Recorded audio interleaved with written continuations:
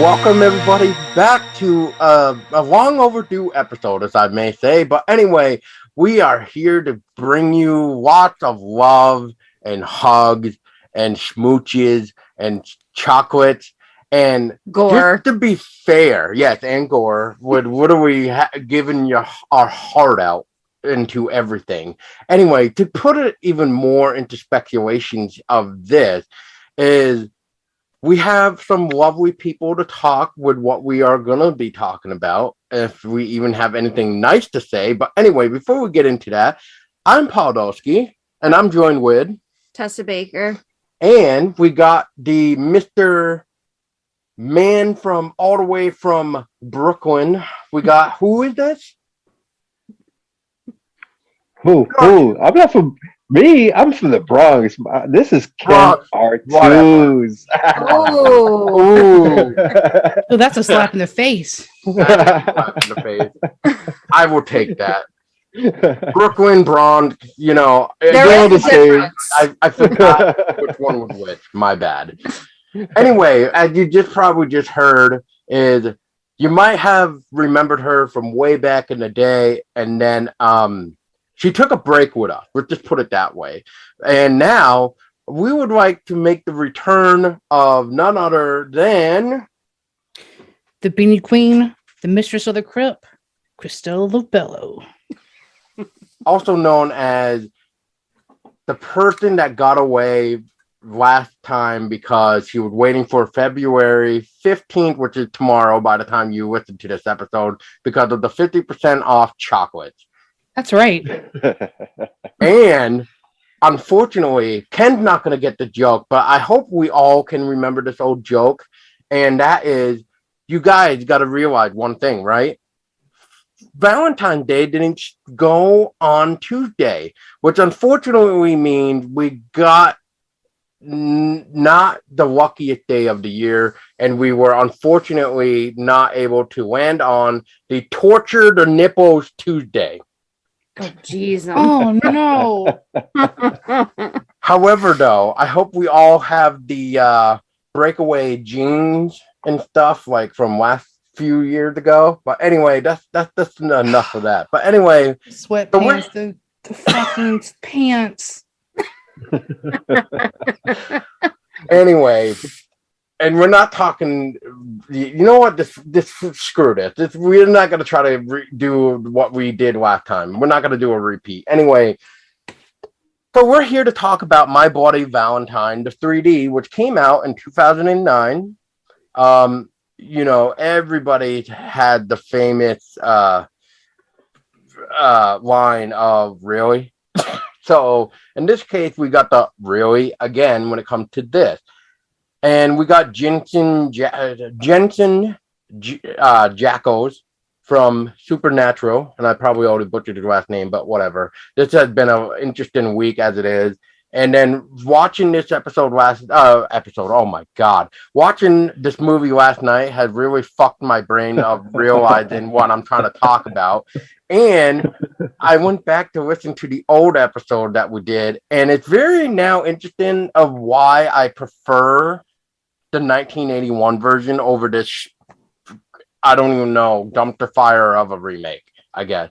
So since it's been a hot minute, as we would used to call it. So, Crystal, what are your thoughts on going into this conversation of My Bloody Valentine 3D? I'm mad that I wasted $3.99 on writing this film. Because it's just as shitty as I remember it when I was 19. It has, my opinion on this movie has not changed whatsoever. And there you have it, ladies and gents. Ken, I think we summed up the podcast in that sentence. Okay, thank you. That's a wrap. That's a wrap. Oh my gosh, that's the good one. Wow. How can we top that one? Ken, what do you think of this one? Well, before the podcast began, Paul, I made a statement. I said we have to at least give credit to the film. At least it was rated R. At least it was rated R. How many horror movies in the past 10 years have been PG-13? That's not horror anymore. That's just, I don't know. Trying to make a buck? Yeah, he's stripping down the horror content to general audiences. It's not gonna work to attract kids. What is it? Come on, let's at least give credit to My Bloody Valentine remake. At least it was rated R. That's true. Yeah, and for good I'll give reason it that. too. That's true. I mean, you have like the titties and the whole frontal of that lady, so I mean, you got to kind of rate it R. Yeah, The kiddos. Irene. Yeah, walking out of the hotel room, bucket ass naked, and a pair of hooker heels with a gun. Hey, she made. Hey, she had a boss My bitch moment right there. goodness. Okay, I couldn't do that. She's like, well, fuck this. I'm not even gonna bother with clothes. You're not gonna put me on Pornhub for free. I know, right? Oh man, And how about her death scene though? Oof. the most famous. Well, one of the most famous ones ever. I felt more bad for the freaking hotel manager lady that was looking for her God, dog. Yeah. Oh God, yeah. I'm like, she's just walking in trying to find her dog, and yeah. Next thing you know, she's hanging up and on the ceiling like she's dangling from like a chandelier or something. I don't even know. Crystal pretty much took the words out of my mouth. Like, it's pretty much like most of it is like, oh, let's just throw this up on Pornhub kind of material for the most part. It's not even like a film that you could even like get into. Even with, you know, Dean from Supernatural being in it, still it's like, oh God, no. It didn't help it.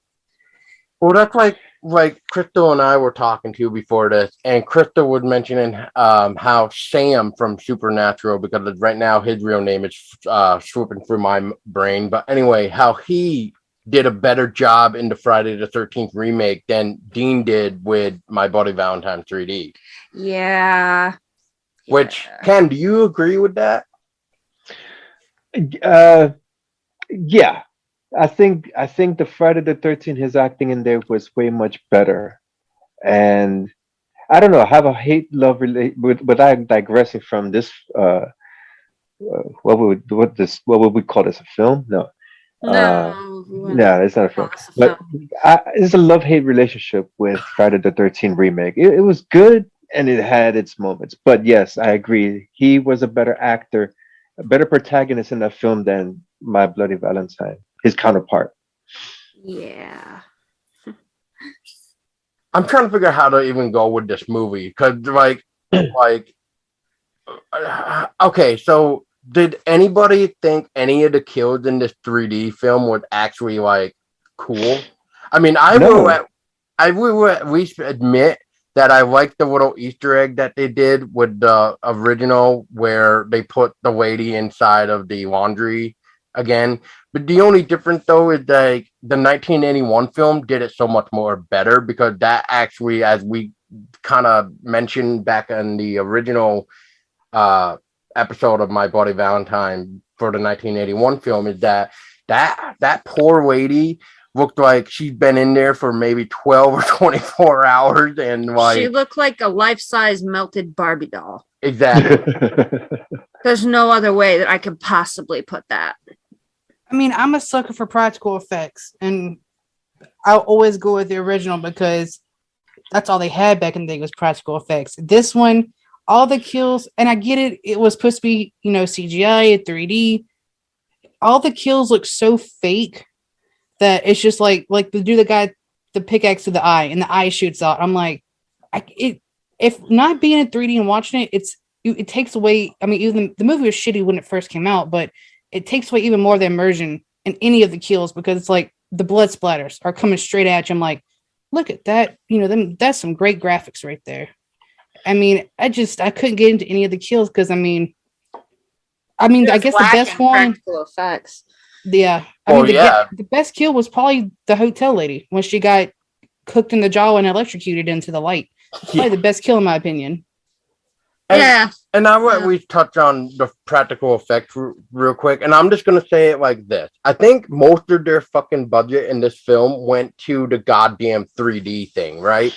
Yes. Because and that's why like I find this movie to be so much lacking when it comes to like the practical effects when it comes to the killing, because like let's all remember the original for a minute. Like let's all not just remember the amazing laundromat one where as Tessa put it like a melted Barbie doll, but let's all remember the unrated version where we saw what's her face get hung up in the shower room. You know, like that was amazing. Or as Tessa called it in the episode, those two that got drilled and not in a good way.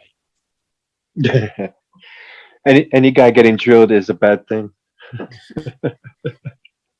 Yeah. I will definitely say that the original with the practical effects and everything definitely outweighs the remake with the 3D. The 3D and the CGI for this film, like it just kills it. Oh, I mean, there's even stuff like, I mean, we were watching it, my little brother watched it with me, and we were talking about how even at some points the pickaxe looks fake when they like zoom in on the pickaxe. It looks pretty much like something you could get at Spirit Halloween. Yeah. Tree limb that goes through the Jeep. Like, yeah, I know that's supposed to be in 3D, but that tree limb looks so fake and plastic. I'm like, they really did not have, they didn't use their budget correctly, because this is god awful looking. It doesn't look real. no, I don't know what they were going for with the 3D, because during that time, I don't recall 3D coming back. Was it? That's when What 3D was actually starting, like in yeah, like started to come IMAX back? theaters and stuff. Yeah, peak. like Yeah, that was the peak of it. Yeah, they didn't do a good job with that, because No. we could even compare this 3D material to Friday the 13th 3D, and it's just night and day. And you're talking about a huge gap of years, and even the Friday the 13th 3D looks way better than this one in terms of quality, and that's saying a lot. Jaws 3D looks better in quality than this one did, in my opinion. And that happened before I was even born. Yeah. Well, I will say this real quick. So the budget for the 2009 remake for 3D was 15 million, and the opening weekend brought in 21 mil, and about the whole gross that they've received in total is about $100 million. So they made their money back, but I mean, I wonder how many of those people kind of said the same thing like we are saying, like really, like this was kind of lame with the kills. They're probably like, oh man, I shouldn't have wasted my money on a ticket to come see this. Well, Yeah. the younger generation probably liked it because, I mean, let's face it. I mean, us who grew up on like the originals and stuff and go see the remake, we're like, oh, this is garbage. But you got to remember, they're in that era, like 2009, they were starting to try to get the younger kids generation into horror. So a lot more flashy, a lot more gore.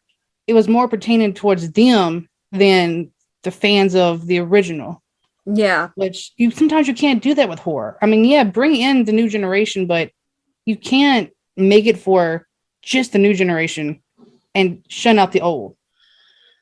Yeah, you gotta tastefully make it good for both. Yeah.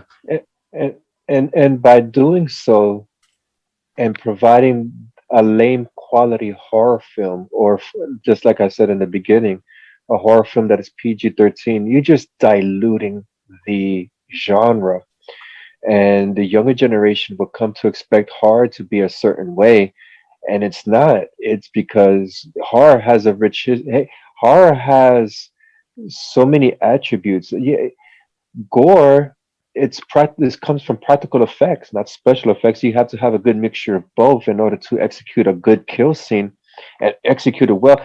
That's what makes a horror movie memorable. We could name a good memorable kill scene in any of our favorite horror movies. That's what sticks out.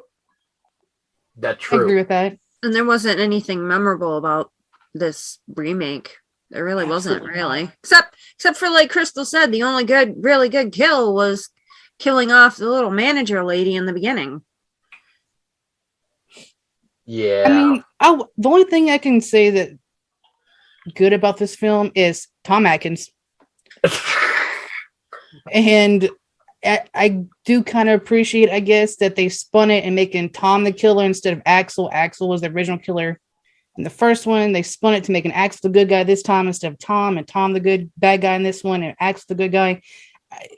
It's a new different spin, but that's not enough to be like, wow, this is a great freaking film. I love it. No, you changing the characters around and making a new spin on it. I mean, Sarah was the same, the love interest, but other than that, I mean, that's the only kind of cool things they had. And I mean, like I said, best part of the movie was Tom Atkins, hands down. I agree with that. Yeah. And what did we all think of the fact that between the original and this remake, that they kind of changed the villains around? Because if you guys remember, with the original villain was Axel, which in the remake, Axel became the police officer who became basically the dick, as I'm gonna call it.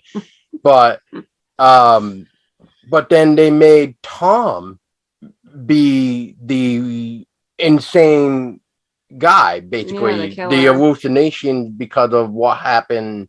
What was it, like 10 years prior, basically? Yeah, it was basically another like manifestation, for lack of better wording, of Harry. Yeah. I mean, like I said, that's probably one of the only, besides Tom Atkins, that was probably the only good thing about it, was they switched Tom and Axel's characters around. I mean, they took another spin on it, and that's about the only two redeeming qualities from that film. And the little doll. The doll did a pretty good acting part, but I mean, I'm just glad the doll didn't get killed in the film because I've been awful mad. Yeah. Yeah. I'll agree with that. Ken, were you going to say something, or were you just clearing your throat? Yeah, I was just clearing my throat. Trying to find my personal good takeaway from the film is not even no, because I'm even comparing the outfits, and I prefer the original. This slight change of the outfit from the guy. The miner, right? Yeah. I don't know. It looks the same aesthetically, but just the older version has that vintage look to it. I don't know. The dirty look, like yeah, the worn look. Yeah, it does look like the remake looks like it's a little bit too clean. Too clean. Right. Yeah, I will agree with that. I was upset there was no wind pants in this one as well.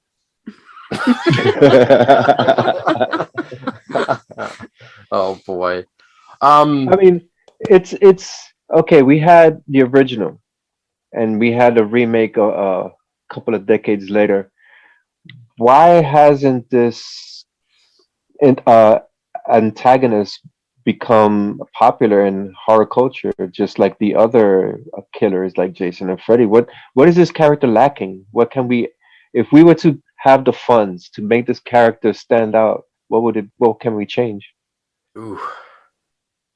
That's a good question, Ken. Aesthetically, as a killer, I like him.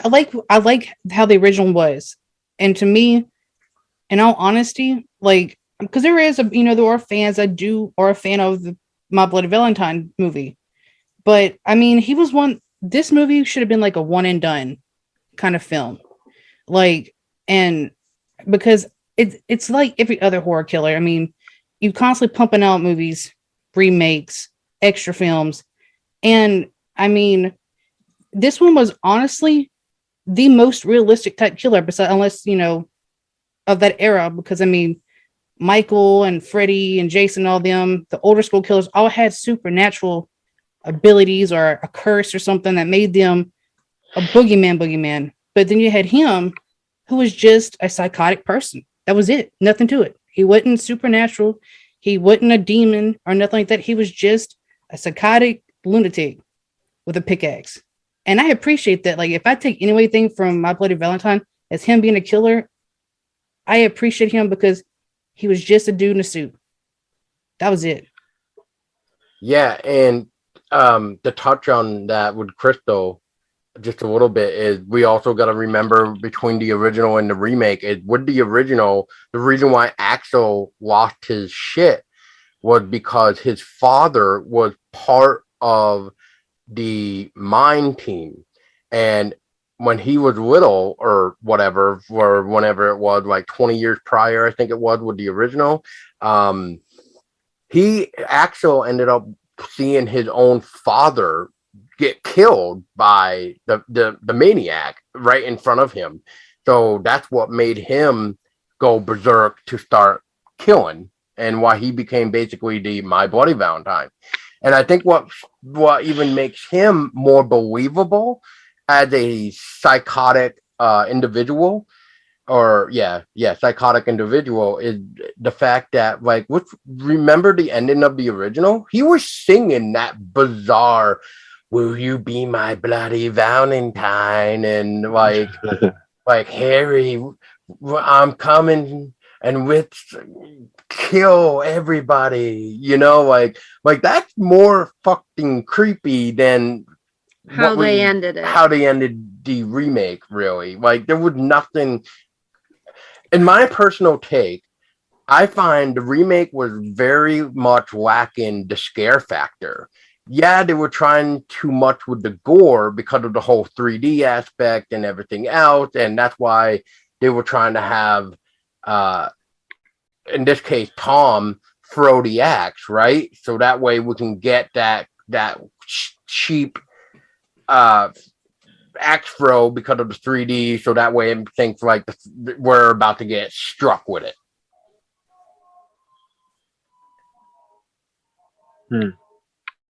Yeah, I know. Honestly, I really don't know how much more and what else we can really talk about, because the remake just lacks so much in what the original actually offers.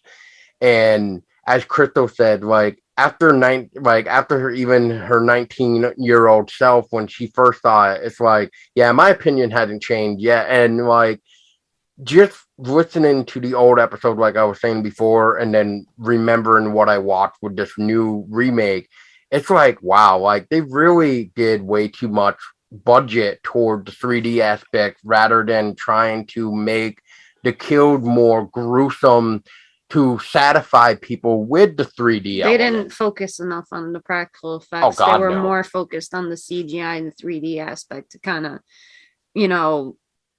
pick up the slack or up the ante, which instead, like everybody says, it just takes too much away from the film. It doesn't even look like believable. Yeah. I mean, I'm just a firm believer that 3D doesn't belong in horror, in all honesty. No. In my opinion, it just doesn't belong, because it, like we talked about, it took away from the budget from everything else to make it pop out and all this and that. But that's not what horror is mainly about. It's about scaring, practical effects, yeah, and scaring you. Nothing about this scared you. I mean, don't get me wrong, the original wasn't that scary either, but it had you a little more on edge than this one did. This one's just like, okay, whatever. He's about to kill him. Oh, she fell. The girl gets stuck behind the bed frame, and he's like, me and my little brother watching it when was it Irene was stuck behind the bed frame, and he was trying to stab her. I'm like, why don't you push the bed frame off of you when he puts the pickaxe through it and push off? Knock him over. Come on now. Yeah. Some of the, well, with the way I look at horror nowadays, and I mean, and I'm saying this with a big like nowadays, where like it seems like no matter what genre you watch, whether it's sci-fi or horror or maybe even mystery, depending on the film, it almost acts like they're trying to make it look like the people who watch it, the audience, are dumb as a rock, and that we're not going to catch on to this, even though we're already shaking our head going, you guys need to stop. That's cliche enough to try to tell us that we're dumb, even though we're not dumb. Like, how many times can you take a theme and remake it over and over and over again into a film? People are going to look at Halloween. Yeah, go ahead. No, I was just saying, look at Halloween. Exactly. Yeah, exactly. It's like you kill it. It's like you should have only done so many of the film and then cut it off at a good point and not just killed the shit out of it. All these puns, Tessa. That's funny. Oh, I picked up on these puns. oh man. Even with me not feeling that great, I'm still trying to push out them puns. All right. Well, You know what's funny though? oh, I what was just fun? checking out the director from this film, Patrick. My Bloody Valentine. Yes. Patrick. So looking at his history, he had a good. He was doing the Scream 2, Scream 3, Halloween. He has a lot of horror remakes, but it wasn't until like My Bloody Valentine that his career like took a nosedive. Drive Angry. Okay, Nicolas Cage. Yeah, all right. But then that's it. Like, what happened? Did My Bloody Valentine, did it do in his career? Was this film that bad?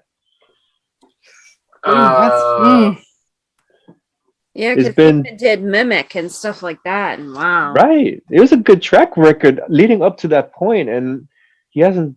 What 2011 was his last film? yeah, Apollo 18, I think, right? Well, that's edited. Oh, right, edited. Yeah. What Um, happened to him? 2019 was his last thing that he directed. It was The Purge for the TV series. Oh, gross. Episode gross. 1. Episode 1. Episode Where the one. Sirens. Yeah. Just one episode. And the then- pilot, which and that then- doesn't count. And then Into the Dark TV series, episode 1. Yeah, that's Hulu, I believe. I think. But That it's sounds right but to me. it's still it's not Yeah. like anything substantial. It's And the last thing he wrote besides Terminator Genesis was Trick, which is that the same Trick that I think of? Yes, it is. Oh God, that fucking movie. All right. Anyway, moving on. In all fairness, I will at least say this. I don't know why the fuck a long time ago I bought this movie to have, but I think it's just because of the fact that it was something to watch. I mean, come on now. A physical version came with 4 3D glasses. So it was kind of fun to see other people of your friends like almost fall out of their seat because of the 3D stuff, I guess, if they are not really used to the horror aspect. But otherwise, why did I buy this movie? I don't know. I don't know. I was gonna ask you why you bought this movie. Was it just to put it with the original or something, just to kind of I have think it would maybe to have the comparison. just to have the two and have it be like a complete thing, but it's just like, ugh. Basically say, don't watch this, and then like rub the original like I'm gonna torture its nipples. I don't know. Very odd sometimes. Them torture nipples. I'm sure. Look. Can we just be fair that this episode already sounds like we're all having a limp dick? I mean, it's not as pleasurable as the first one that we ever did, and Ken wasn't even part of the pleasure a long time ago. In like a metaphorical sense for Crystal and I, yeah, but for you guys, it's more literal. Yeah, exactly. No offense, Ken. You're on a roll, guy. You're on a roll. Like I said, Closing remarks. I think I'm done anyway. I don't know what else to say, but if I had to rate this out of a 10, I'm gonna say a 4. I'll at That's least give it a generous. 4. That's Yeah, too you generous. being awfully kind. Okay, fine, 3. I'll give it a 3. Still too generous, bro. I'll give it a 1.5, Yes. and that's generous for me. I'll give it a 1 and a third. I was gonna say terrible, but whatever. Crystal, I'll give it a 1 1/3. All right. Well, before we wrap this all up, Ken, thank you so much for joining. Crystal, it's a pleasure to talk to you again and have you hopefully back on. Likewise. Yeah, For our always a future pleasure to talk episodes. to you guys. And it's great to to discuss horror movies and stuff, and Let's talk about a good one next time, like an actual, like really good one where that we can we're actually just have like a hard on. where we where we're like, wow, that's amazing. Yeah, Paul had a good one. That I thought we were going to talk about the Resident Evil remake. I think Paul, We you can liked it do that one, that right? right after this if you want. I'll set up a whole new Zoom Hey, just hey, for now that. I kind of liked Welcome to Raccoon City. It's better than Mia Jovovich shitty ass movies. Thank you, thank you. On that Thank you. note, everybody, I was Paul Dolsky, And This I is- was Tessa Baker. and joining us, we had Ken R2s. Ken, real quick, where can people find you if you're even doing anything? So what's going on with you anyway? Well, DK Mag is pretty much done, but you could find me on Twitter. I'm still active there, and I'm still active on Instagram. I say I'm gonna resurrect it, but yeah, I have so many things on my palette. So, but yeah, you can still find me there on the DK Mag. So you're having reservations about it. You That's know, nothing. this is a long story. I don't think we have time for this. On that note, Crystal, what have you been up to, and where can people find you and all that Well, stuff? I'm still on the gamer grind. You guys can catch me on Twitter at Cristilla Games, or you can catch me on Twitch at Cristilla_Labello. Come watch play spoopy games. Yes. And hopefully your Valentine's Day isn't as wimpy as all of us had talking about this goddamn movie. Anyway, until next time, keep your eyes peeled, keep your engine on, because you just never know when you have to jump into your damn car to run away from assholes and run them over. And hopefully they don't throw a mining axe at you. Bye-bye, everybody, and stay scary.